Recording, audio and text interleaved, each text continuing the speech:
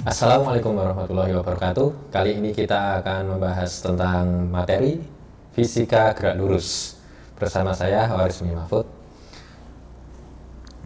Nah, pada kali ini kita akan membahas tentang analisis dari besaran-besaran fisika pada gerak lurus. Nah, di sini ada istilah menganalisis.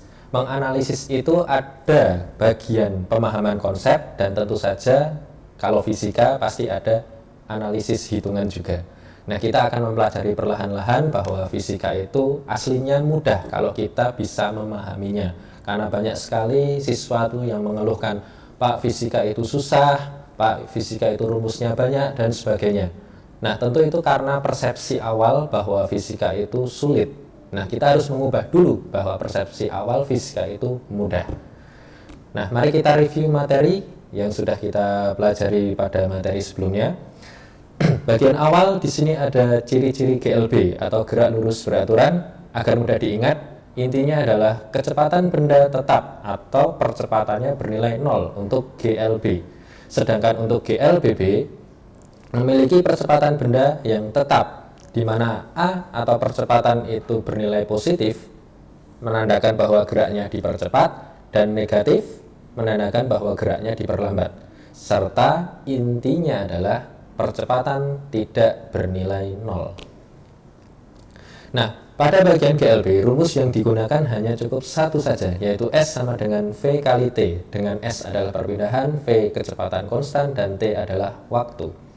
Lalu untuk GLBB, kita menggunakan 3 rumus pokok yang sudah kita pahami sebelumnya, di mana ada VT sama dengan V0 plus AT, kemudian S sama dengan V0T plus setengah AT kuadrat, dan VT kuadrat sama dengan V0 kuadrat plus 2AS dengan keterangan VT sebagai kecepatan akhir, V0 dengan kecepatan awal, A percepatan, T waktu, dan S sebagai perpindahan.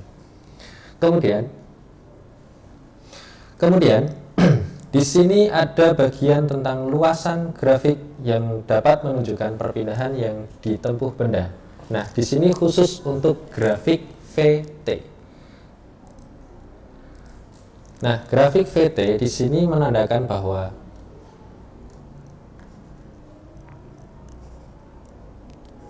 ini sebagai V, yaitu sumbu Y, dan ini T untuk sumbu X-nya. Lalu maksud dari luasan grafik itu adalah misalkan kita mulai dari 0, lalu di sini misalkan angka 2, di sini misalkan angka 4. Mungkin di sini sebagai angka 3. Nah, jika kita mau menentukan perpindahan yang dialami benda mulai dari detik ke 0 sampai detik ke 2, maka yang kita cari hanyalah luasan yang bagian ini saja. Bentuknya segitiga, maka kita cukup mencarinya dengan luas segitiga. Kalau kita mau mencari dari 0 sampai 3, maka di sini kita gunakan segitiga yang awal tadi, kemudian mencari luas yang di sini sampai detik ke 3. Nah, ada luas bagian bawah dan ada luas bagian atas. Di sini kita selisihkan karena ada atas dan bawah itu saling berlawanan, maka kita selisihkan. Tetapi kalau kita mau mencarinya mulai dari 2 sampai ke 4, yang kita cari luasnya adalah bagian dari 2 sampai 4 saja. Berarti bagian luasan segitiga yang besar, dimulai dari 2 sampai ke 4. Dengan tinggi misalkan di sini angka 3, maka kita gunakan luas segitiga 2 sampai 4 dengan tinggi 3. Kemudian untuk penerapan GLBB, yaitu gerak jatuh bebas, kemudian ada gerak vertikal ke bawah dan gerak vertikal ke atas. Di sini ada tiga kasus. Tentunya kita harus paham membedakan mana yang gerak vertikal ke bawah, gerak vertikal ke atas, ataupun yang jatuh bebas. Ciri-cirinya adalah bagian V0 sama dengan 0. Ini menandakan gerak jatuh bebas dengan tanda gravitasinya positif. Nah, kalau yang sebelahnya di sini hanya ada V0 saja dengan gravitasi positif, maka kita bisa menyimpulkan bahwa ini merupakan gerak vertikal yang ke bawah karena langsung mengarah ke gravitasi bumi.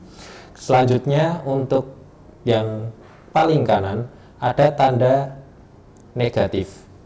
Tanda negatif menandakan bahwa arahnya berlawanan dengan gravitasi, dan dari bawah ada V0, maka jelas ini adalah gerak vertikal yang arahnya ke atas. Oke, kita mulai dengan pendalaman soal nomor 1. Di sini ada mobil bermasa 800 kg bergerak lurus dengan kecepatan awal 36 km per jam setelah menempuh jarak 150 meter, sehingga kecepatannya menjadi 72 km per jam. Maka berapakah waktu tempuh gerak mobil tersebut?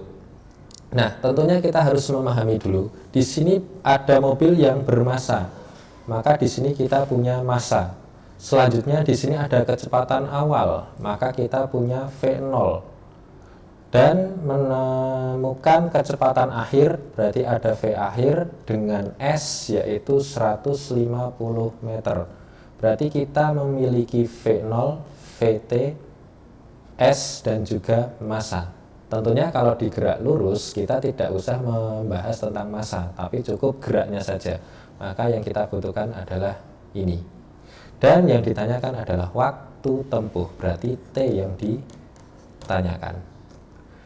Nah, dari tadi yang kita ketahui, di sini sudah saya tuliskan apa yang diketahui tadi dengan mengkonversi satuan terlebih dahulu untuk bagian kecepatan. Karena tadi masih kilometer per jam, maka kita ubah menjadi meter per sekon. Dengan 3 rumus yang ada yang sudah kita pelajari, manakah yang harus kita gunakan untuk menganalisis soal tersebut? Tentunya ada V0, VT, S, dan T. Di sini ada V0, VT, S, dan T. Kita cukup menggunakan yang ada atau yang sudah diketahui. Ada VT, V0, S, dan T. Maka ini bisa jadi kita gunakan, yang ini pun juga bisa kita gunakan, maka kita tidak perlu menggunakan yang tengah. Nah, bisa kita lihat pembahasannya. Untuk bagian awal, karena ada perubahan kecepatan, maka tentunya memiliki percepatan. Kita gunakan persamaan yang sudah ada, yaitu VT kuadrat, V0 kuadrat, dan 2AS. Kemudian kita masukkan dari hasil konversi 20 meter per sekon, di sini angkanya 20 sebagai VT. Kemudian 10 di sini sebagai V0, kemudian plus 2A dan S-nya adalah 150 meter. Kita masukkan di sini 150 meter. Karena A belum tahu, makanya kita cari terlebih dahulu. 20 kuadrat adalah 400, 10 kuadrat adalah 100, kemudian 2 kali 150 adalah 300, di sini dikali dengan A. Nah, kemudian 100 ini pindahkan ke bagian kiri, sehingga 400 dikurangi 100 adalah 300, sama dengan 300A, sehingga A ketemu nilainya 1. Setelah A ketemu nilainya 1, maka kita gunakan persamaan yang lain untuk menyelesaikan, yaitu kita cukup menggunakan yang persamaan yang awal, yang pertama, yaitu VT sama dengan V0 plus AT. VT-nya tadi sudah diketahui 20, V0-nya 10, dan A tadi sudah ketemu nilainya adalah 1. Kemudian 10 ini pindahkan sehingga hasilnya 10 sekon untuk nilai waktunya. Kemudian untuk soal kedua, ada bola bermassa 1,2 dilontarkan secara vertikal dari tanah dengan laju awal 16 meter per sekon. Ketinggian maksimal bola tersebut dari permukaan tanah adalah, nah di sini sudah ada massa. Ingat, massa untuk gerak lurus kita tidak usah mengabaikannya. Kita tidak usah membahas tentang massa karena kita membahasnya tentang geraknya. Kemudian geraknya adalah secara vertikal. Kalau vertikal jelas ada V0-nya, yaitu nilainya adalah 16 meter per sekon, yang ditanyakan ketinggian maksimal. Ketinggian maksimal itu menandakan bahwa saat di tinggi maksimal, si benda itu berhenti sesaat. Kalau berhenti sesaat, maka nilai kecepatan akhirnya di sini bernilai 0 karena berhenti sesaat. Kalau di ketinggian maksimal, dari VT-nya sama dengan 0 kalau di Hmax. Dan yang ditanyakan adalah Hmax itu sendiri, berarti H-nya yang ditanyakan. H di sini juga bisa dinyatakan sebagai S. Nah, kemudian di sini saya tambahkan nilai A bernilai negatif. Kenapa bernilai negatif? Karena tadi bergeraknya adalah ke atas, arahnya melawan arah gravitasi bumi, sehingga bertanda minus G. di mana G 10, maka nilainya untuk A adalah minus 10. Kemudian mana yang kita gunakan untuk menyelesaikan rumus ini? Tentunya kita cukup menggunakan apa yang sudah diketahui, kemudian kita tentukan rumus mana yang harus kita gunakan. Sudah ada V0, VT, A, dan S. Dari keempat ini yang ada, manakah yang sesuai? Nah, kita lihat aja bagian yang paling bawah. Ini sudah memenuhi semuanya. Oleh karena itu, kita cukup menggunakan satu rumus tersebut, di mana VT-nya tadi bernilai 0, kemudian V0-nya bernilai 16, dan S ditanyakan, dan G-nya berubah menjadi min 10. Maka 0 kuadrat sama dengan 16 kuadrat ditambah 2 dikali minus 10H.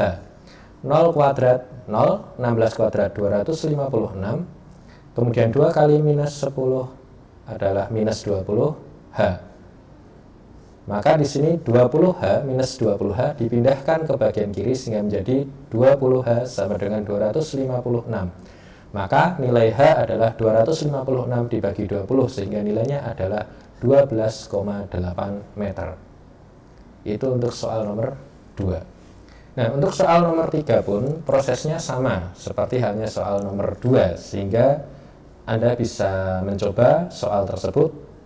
Boleh soal ini di screenshot kemudian dicoba kerjakan di rumah.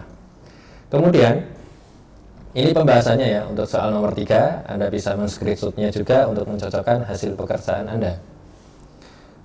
Nomor 4 pun sama, sehingga Anda bisa men-screenshot untuk soal nomor 4 dan ini pembahasannya. Nah, kemudian untuk yang soal nomor 5 yang berbeda dari soal-soal sebelumnya yaitu tentang grafik. Di sini ada satu grafik. Grafiknya jelas di sini ada VT. Berarti kita menggunakan konsep yang tadi untuk grafik VT. Dan yang ditanyakan adalah jarak yang ditempuh selama 5 detik. Kita cukup mencari sampai 5 detik saja. Nah, dari gambar tersebut kalau 5 detik kan berarti dari 2 sampai 6. Di sini ada angka 5. Maka yang kita gunakan dari 0 sampai 5 saja. Dan di sini berbentuk trapesium. Ingat, luas trapesium itu dinyatakan dengan A plus B. A itu bagian atas, jumlah sisi sejajar. Ini bagian A, yang di bawah ini bagian B. Bagi 2 dikali tinggi. Tinggi adalah di sini. Tinggi dari trapesiumnya. Ini sebagai T. Maka nilai A di sini angka 2 sampai 5. Maka nilainya adalah 3.